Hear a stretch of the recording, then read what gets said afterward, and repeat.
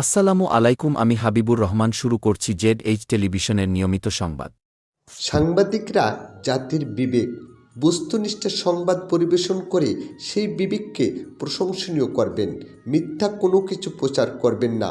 দীর্ঘদিন কারাভোগের কারণে আপনাদের সাথে আমার পরিচয় ঘটেনি।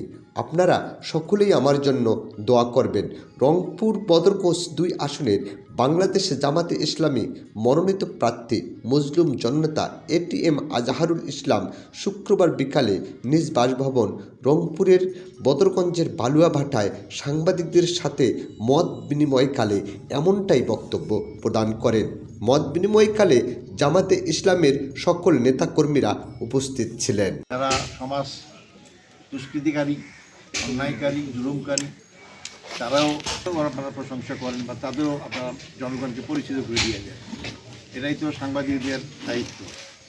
নিশ্চয়ই আমরা সেই অপর সাংবাদিক চাই না, যারা সংবাদের নামে মিথ্যা তথ্য ছড়ায় অথবা অসত্য বক্তব্য প্রচার করে।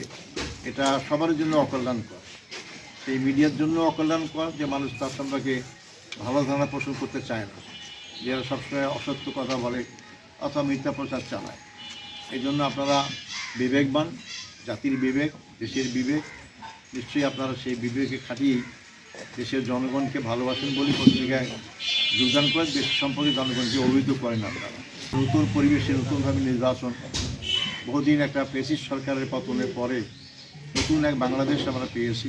স্টাফ রিপোর্টার ফরহাদ আহমেদের তথ্যচিত্রে নিউজ ডেস্ক জেড টেলিভিশন।